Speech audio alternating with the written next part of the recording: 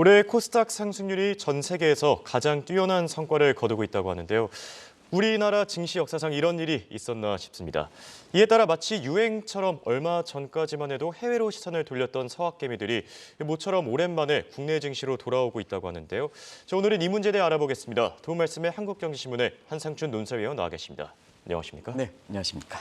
네, 우선 미국 증시부터 체크해 보시죠. 자, 지난주 금요일 현지 시간으로 금요일 미국 증시 지금 성금요일을 맞아서 시장했지만 경제 지표는 발표되지 않았습니까? 네, 성금요일 미국에서 이제 휴일이 대부분 다 개신교와 관련된 휴일이 많은데요.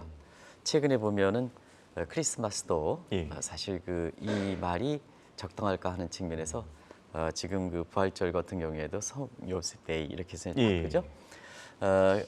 이 부활절은 연방이 지정한 법정 휴일은 아니기 때문에 사실 경제 지표라든가 이런 건 그대로 발표했다 이렇게 됐습니다. 그런 과정에서 지금 지난주에 매월 초에 고용 지표가 가장 먼저 발표죠. 그래서 고용 지표가 대부분 그때마다 소식을 전해주셨습니다는 마지막으로 이제 발표했던 게 실업률인데요. 실업률이 의외로 좀 좋게 나왔습니다. 그래서 2월 달에 실업률이 3.6% 이렇게 가다가 3월 달에는 3.5%로 오히려 실업률이 떨어져서 고용시장이 부분적으로 상당히 좀 미스매치 현상이 있긴 하지만 실업률적인 측면에서는 페드가 추정하는 완전 고용 수준이다 이렇게 보겠습니다. 뭐 다들 아시겠습니다만 페드가 추정하는 완전 고용 수준은 3.5에서 3.8 정도 수준인데요. 이 수준은 좀 시청자분이 우리가 노동시장에 신규로 유입되는 사람과 밖으로 빠지는 이 실업률을 보통 자연 실업률이라 하는데요. 페드가 추정하는 완전 고용 수준은 완전 고용의 여러 가지 개념 중에서 자연 실업률에 해당된다 이렇게 보겠습니다.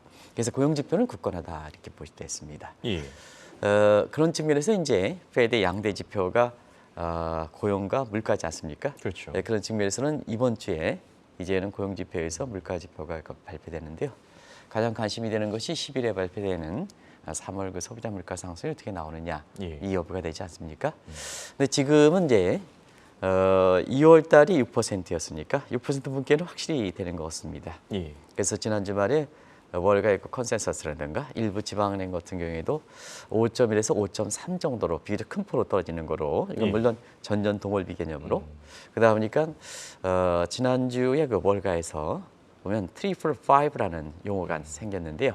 이 트리플 5는 뭐냐 하면 지금 기준금리가 3월 달에 0.25% 올려서 기준금리 상단이 5%고 그다음에 3월 다프로트 점도표의 최고금리가 5.1%로 나오고 있지 않습니까?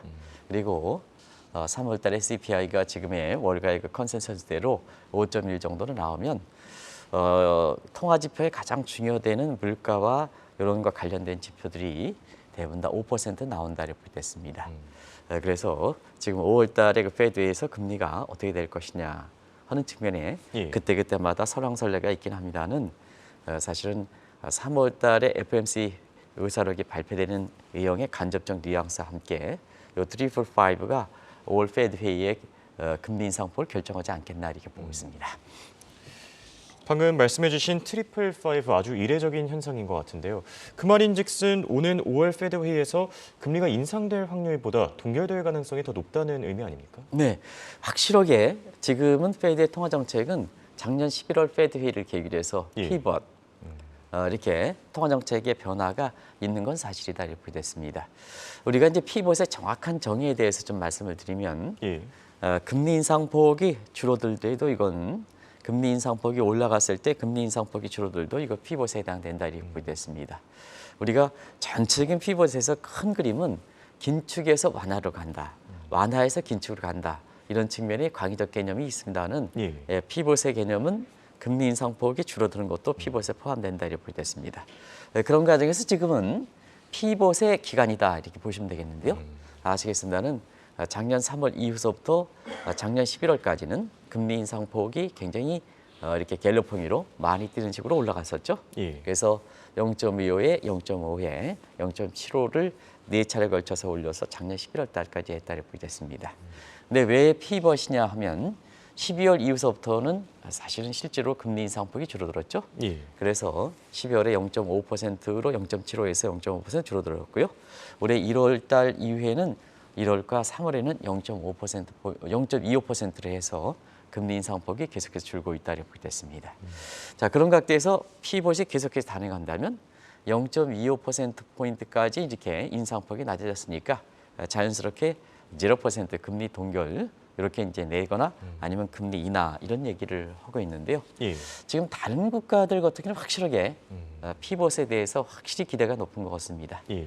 캐나다 중앙이라든가 뉴질랜드라든가 호주라든가 이런 층에서는 확실히 피벗에 대해서 관심이 이렇게 높다 이렇게 보이고요. 예. 우리나라 같은 경우에도 아마 노무라 같은 경우에는 올해 8월 달에 금리를 이렇게 0.25% 내리지 않겠느냐. 그래서 올해 연말까지도 금리 인하폭이 인상폭이 아니라 인하폭이 0.75%포인트에 다르지 않겠느냐 하는 이 노무라 증권의 최근에 내일 이제 금통이 열릴 때 좀 자세히 말씀드리겠습니다는 예. 이런 분위기로서 전체적으로 보면 작년의 분위기와는 사뭇 다르다 이렇게 됐습니다. 그런 과정에서 지금 앞으로의 정치적인 측면에서는 이번에 기점이 됐던 것이 3월 달에 있었던 은행위기, 예. 그다음에 3월 달에 낫브로트 점도표 최고금리 0.1% 이걸 기점으로 해서 확실히 분위기는 바뀌고 있다는 것을 말씀을 드리겠는데요. 정치적 측면에서는 금리가 얼마나 많이 올릴까 보다는 예. 이제는 금리가 언제 동결되고 언제 내릴까 하는 측면이 오히려 작년에 대비해서 주식 투자자들의 관심이 상당히 이렇게 그쪽으로 넘어가는 것이 아닌가 이렇게 보고 있고요. 특히 이제 금리 인상폭에 대한 민감도와 금리 인하에 대한 민감도 이렇게 보면 작년에 금리 인상폭에 대한 민감도가 굉장히 높았습니다는 예. 최근에는 금리가 그것이 0.25로 가든 0.5로 가든 그렇게 민감도가 상당히 낮아졌다 이렇게 보이됐습니다. 다른 측면에서 받쳐주지 못하기 때문에 그렇다 이렇게 보이됐습니다. 예. 그래서 경우에 따라서는 페드 입장에서는 5월 달에 금리 동결 내지는 인상으로 이렇게 나오고 있습니다. 인상대들이 0.25%로 나오고 있습니다는 예. 사실은 올해 그 8월에 새로운 회계년도 2024년 회계년도에 통화정책에 이렇게 가늠을 할 수 있는 8월 이제 엑셀 미팅 같은 경우에는 그동안의 금리 인상에 대해서 평가를 하고 예. 그다음에 금리 인하라든가 이런 것이 이렇게 의제로서 많이 토론되지 않겠나 이렇게 보고 있습니다. 자, 지금 미국의 CPI 상승률이 5%대로 떨어지고 또 일본은행도 무려 이 일본은행 총재도 10년 만에 교체되는 과정에서 이번 주 환율 움직임도 상당할 것 같은데요. 네, 큰 획을 걷던 것이 지금 이제 작년 3월 이후서부터 금리 인상폭이 굉장히 이렇게 됐던 것이 누그러지고 그다음에 국제금융 시장에서는 2012년 이후에 커다란 획을 걷던 이렇게 아베노미스가 이제 우에타 총재를 맡으면서 예. 이번 주에 외환 시장이 다른 시장보다는 더 관심이 되지 않겠나 이렇게 보고 있습니다. 그래서 경우에 따라서는 이번에 소비자 물가 상승률이 예를 들어서 예상치 5.1% 정도로 나온다면 6%에 5.1%면 사실 그 통화가치 측면에서는 지금 달러 인덱스가 한 100일 정도에서 움직이는데요. 이것이 100m로 떨어지는 게 아니냐 하는 이런 시각에서 달러 인덱스에 대해서 좀 이렇게 굉장히 움직임을 주목하실 필요가 있다 하는 것을 말씀을 드리고요. 예. 그다음에 우에타가 취임한 첫 주입니다. 그렇기 때문에 환율 시장은 이렇게 변동이 있을 수가 있습니다. 그래서 엔달러 환율이 지금 130엔, 131엔 정도 되는데요. 130엔 밑으로 빠지지 않겠느냐 하는 예. 이런 측면에서 시청자 여러분이 이번 주에는 외환 시장을 좀 주목하실 필요가 있다는 것을 말씀드리는데요. 문제는 우리 외환 시장입니다. 우리 외환 시장은 상당히 지금 상태에서 보면 상당히 괴리가 좀 심합니다. 예. 괴리가 심한데요. 그것을 한번 좀 말씀을 드리도록 하겠습니다. 자, 지난 2월 초에는 우리가 달러 인덱스가 100일일 때 예. 원달러 환율이 1228원이었습니다. 저기 이제 보십시오. 예. 저게 시청자를 한번 보겠습니다. 달러 인덱스가 2월 초에는 100일 때 우리 원달러 환율이 1228원이었습니다. 예. 근데 지금 똑같이 2개월이 되는 시점에 100일입니다. 달러 인덱스가. 근데 우리 원달러 환율은 1116원입니다. 한 100원 정도가 높습니다. 그만큼 원화가 약세가 됐다는 얘기죠. 그런 측면에서 이게 왜 그럴까 하는 측면은 내일 그 금통위원들이 좀 잘 따져볼 필요가 있다는 것을 말씀드리겠습니다. 그런 각도에서 보면 우리 내부적 펀더멘탈이 그만큼 안 좋다는 것을 말씀을 드리겠습니다. 누차 말씀드렸습니다는 금리 인상을 위해서 패드시로 쫓아가지 말아라 하는 쪽을 얘기했던 것은 그 쫓아가면 우리 펀더멘털이 그만큼 안 좋다는 것을 단적으로 보여주는 대목이다 이렇게 보겠습니다. 그리고 외국인 입장에서는 예. 이렇게 그때그때마다 일별로 유출입이 되긴 합니다는 올해 그 국내 증시에서 외국인들이 상당히 주도를 했던 이유는 우리가 이제 우리 적정 환율 수준이 1235원이니까 예. 그 밑으로 떨어지면 한 차선이 돼서 외국인 나가는 거고 1,300원 이상일 때는 사실 판차익 기대이기 때문에 들어오는 거거든요. 예. 그런 과정에서는 아까 미국 증시에서 자금이 많이 이탈됩니다 하는 쪽도 홍영표께서 좀 예. 지적했습니다. 요새 국제간 자금 흐름은 확실하게 변하는 것 같아요. 흐름이 변하는 것 조금 이따 좀 말씀드리겠습니다는. 예. 그런 과정에서 보면 한국 증시도 펀더멘털이 안 좋긴 하지만 자, 원달러 환율이 지금 상태에서 저 수준을 본다면 상당히 환차익이 기대되는 거거든요. 예. 계속해서 한국에 자금이 취재적으로 들어오는 요인이다. 그래서 한국 증시가 상당히 좋은 것도 바로 이런 측면이다 하는 걸 말씀을 드리겠습니다. 여기 또 체크해봐야 될 포인트가 지금 미국 대형은행들의 1분기 실적이 아닐까 싶은데요. 지금 SVB 파산 사태 이후에 처음으로 발표되는 실적인 만큼 상당한 주목을 받지 않겠습니까? 네, 3월 달에 은행 얘기가 있었죠. 예. 1분기가 포함돼 있죠. 그러다 보니까 대형은행들의 실적이 1분기 실적이 지금 관심이 되는 사항이고 예. 아마 이거는 지난 주말에 조재길 그 특파원께서도 한번 전해주셨는데요. 예. 다른 각도로 한번 해석해 보겠습니다. 은행 얘기가 사실은 끝나느냐 안 끝나느냐 뭐든지 위기는 끝나는 게 아니죠. 왜냐하면 크라이시스라는 것은 새로운 변화가 오는 어떤 아주 그 임계점 이런 의미를 갖고 있습니다. 예. 이렇게 앞으로 변화가 오는 임계점이기 때문에 뭐든지 이렇게 크라이시스에서 벗어나는 경우는 거의 없죠. 홍영표도 이게 완전히 뭐 크라이시스 벗어났겠느냐. 우리가 보면 아무리 홍영표가 잘 나간다 하더라도 그때가 더 위험한 거거든요. 예. 우리가 술 먹고 헬려려면 더 위험한 거거든요. 그런 거 마찬가지로 모든 경제 활동에서는 이렇게 크라이시스라는 용어의 본의를 본다면 이 크라이시스가 완전히 끝났다. 이런 표현을 쓰기는 상당히 어렵다. 뭐든지 위기가 존재 있는 것이 경제의 상리다 하는 것을 말씀을 드리겠습니다. 예. 그런 측면에서 위기 징후가 상존해 있을 때 당시에 위기가 발생했을 때 현실화됐을 때 위기에 관련된 지표 가지고 우리가 판단해 주는 것도 바로 그렇다 이렇게 보겠습니다. 개인적으로 위기가 끝났다 안 끝났다 이런 것은 하고 지표상으로 한번 확인해 보면 필요가 있다는 것을 말씀을 드리는데요. 예. 그런 과정에서 가장 위기와 관련된 공포지수는 이제는 SB 사태 이전으로 완전히 돌아갔습니다. 그리고 투자 심리에는 FDI 지수 같은 경우에는 오히려 SB 사태 이전에 48인데 예. 지난 주말에 57 정도로 해서 그것보다 뛰어넘었습니다. 그런 과정에서 보면 위기 문제에 대해서는 일단은 위기 지표로 볼 때에는 사실 SB 사태 이전으로 돌아갔다 이렇게 보겠습니다. 예. 그런 과정에서 우리가 재미난 표현을 시청자 여러분한테 계속해서 전해드리고 있는데요. 자, 지금 상태에서 보면 blessing in disguise를 어떤 표현을 할까 하는 측면에서는 자, 이것이 하나의 위기를 거치면서 이것을 발판을 해서 새로운 바이든 정부 같은 경우에는 이제 위기가 재발 방지를 차원에서 사실 여러 가지 손질하고 있지 않습니까? 예. 어떤 특정한 어려운 사태를 계기로 해서 다시 태어나는 위기는 기회다 하는 측면에서 전화의 벽이라는 표현을 blessing in disguise로 한국어로 번역하는 시각이 짐 크레머와 CNBC 같은 방송들이다 이렇게 됐습니다. 예. 반면에 요새 다이먼 회장이 개인적으로 굉장히 좀 곤혹을 당하고 있는데요. 이 양반 같은 경우는 위장된 축복이다. 앞으로 위기는 계속해서 올 수가 있다 하는 측면인데 시장에서 보면은 다이먼 회장의 얘기가 지금 신뢰가 많이 떨어지고 있다고 볼 때 있습니다. 예. 왜 그럴까? 이 오너라든가 CEO들은 도덕적 책임이 굉장히 중요합니다. 도덕적 책임이 중요합니다. 그런 측면에서 지난 주말인가 금요일에 모처럼 우리 정부의 기금 운영하는 이렇게 선정한 이렇게 거기에 사람들이 모처럼 좋은 일을 했는 것 같습니다.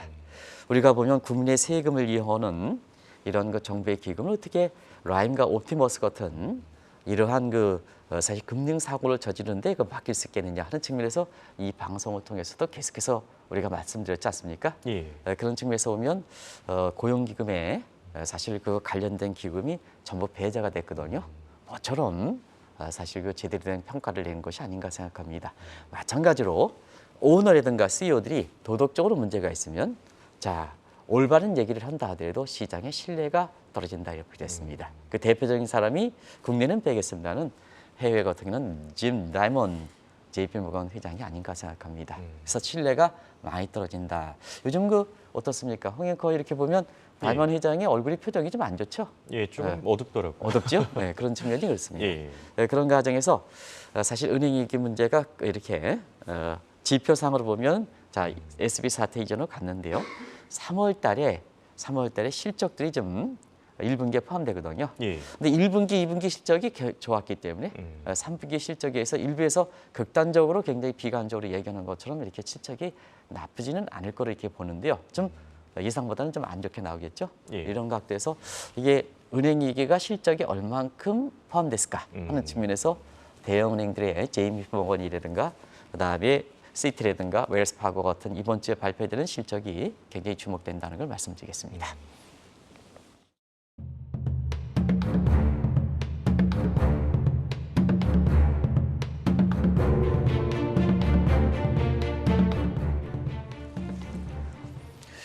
정말 깜짝 놀랐습니다. 코스닥 지수 전 세계 1위 수익률을 기록하고 있다.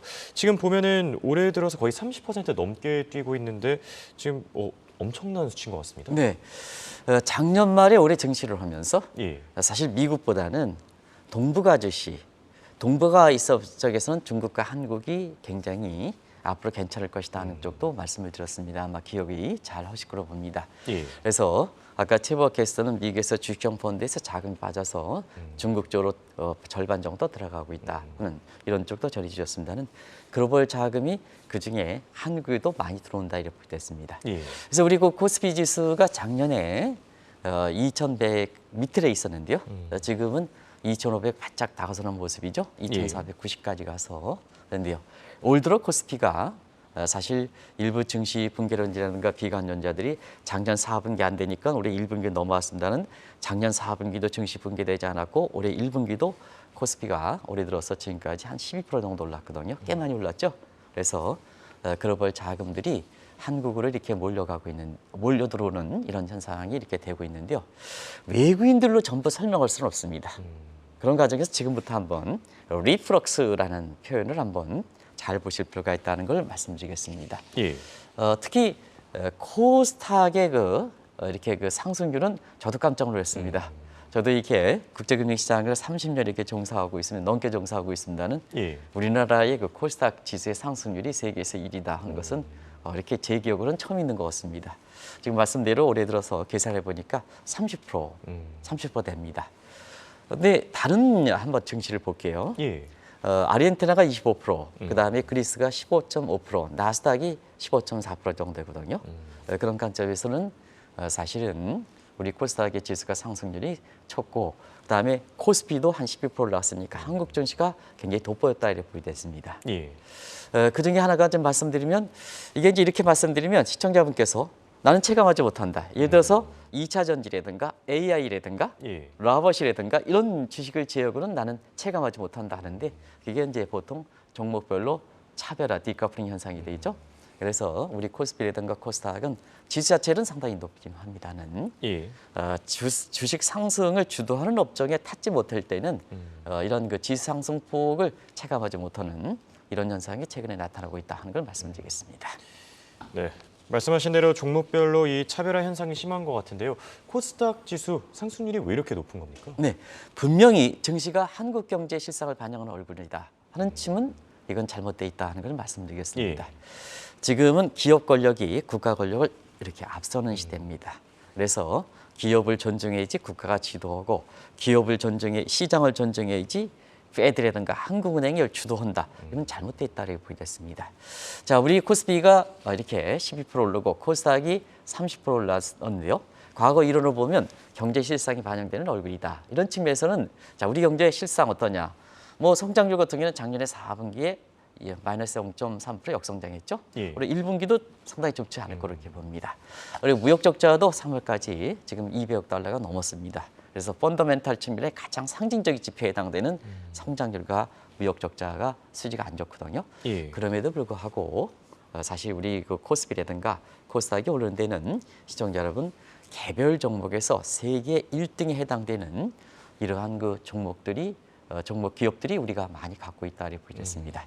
그런 측면에서 지금 가장 핫하죠. 예. 2차 전지, 그다음에 인공지능, 로봇과 같은 이런 신성장 기업들이 한국의 코스닥과 코스피에 들어갔기 때문에 전체적인 매크로 차원에서 지표가 안 좋더라도 이렇게 끌어올린다 이렇게 보겠습니다. 예. 그리고 또 한 가지 주제 말씀드리는 원달러 환율 측면에서 보면 외국인들이 한국 증시에 넣을 때는 환차익이 기대되기 때문에 지금 상태에서 원달러의 적정 환율 수준이 1235원이니까 높은 수준에서는 환차익 기대해서 자금이 들어가는 것도 이렇게 코스피와 코스닥을 동시에 올리는 이런 요인이다 이렇게 보겠습니다.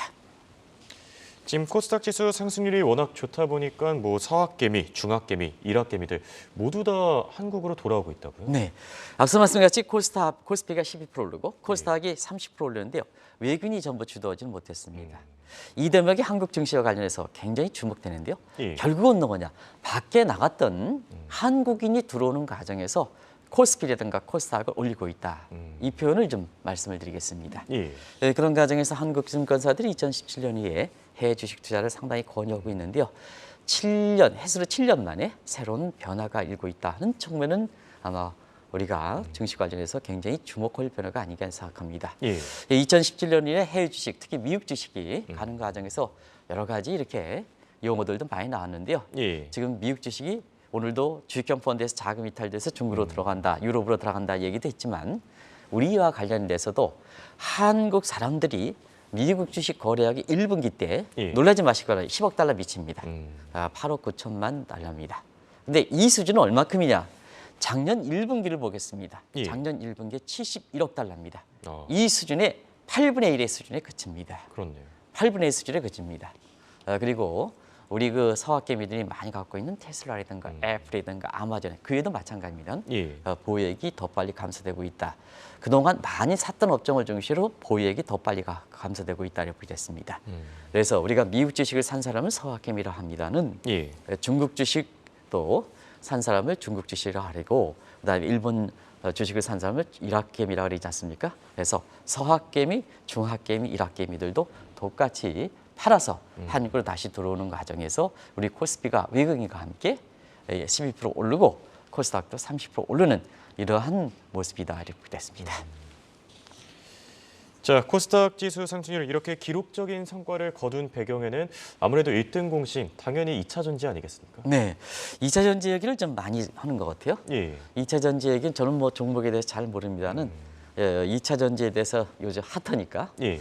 근데 2차 전지와 관련해서 관련된 사람이 이제 유튜브 방송에서는 좀 굉장히 이렇게 정중하게 표현을 정중하게 좀 얘기를 할 것을 좀 권하겠습니다.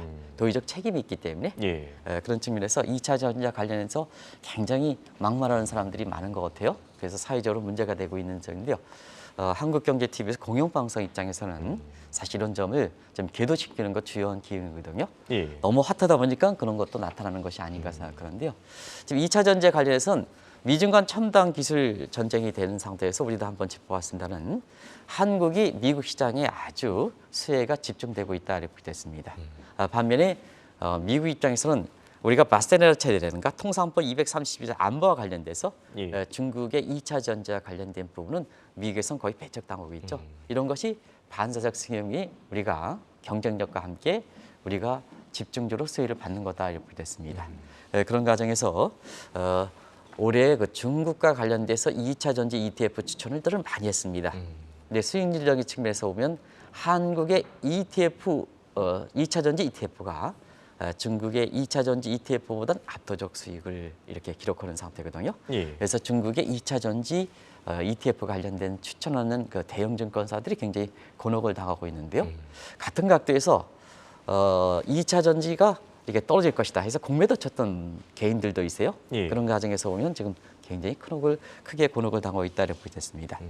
결과적으로 말씀드리면 한국 증시 향후 향방과 관련돼서 외국인들의 흐름도 중요합니다는 2017년에 한국이 미국이라든가 중국이라든가 일본에 나갔던 사람들이 들어오는 과정에서 한국의 증시가 올라가는 측면, 이 대목은 굉장히 중요하거든요. 예. 그래서 이 용어와 관련해서 리플럭스라는 원래 정확히 하면 리플럭스 오브 문말이라는 해외 나갔던 자금들이 다시 들어오는 이런 것을 새로운 용어인데요. 우리가 이 용어는 시청자 여러분, 기업이 밖에 나갔다가 들어오는 것을 보통 리쇼링에 대비해서 예. 자금들이 밖에, 우리 자금들이 밖에 나갔다가 되돌아오는 것을 보통 리플럭스라는 표현을 쓴다 이렇게 됐습니다. 그래서 한국 증시에서는 밖에 나갔던 한국인이 들어오는 과정에서 우리 코스피와 코스닥이 올라가는 이러한 리플러스 상세가 향후에 한국 증시 흐름과 관련해서 주목하실 필요가 있다는 걸 말씀드리겠습니다. 네, 지금까지 도움 말씀에 한국경제신문의 한상춘 논설위원이었습니다. 대단히 고맙습니다. 네, 고맙습니다.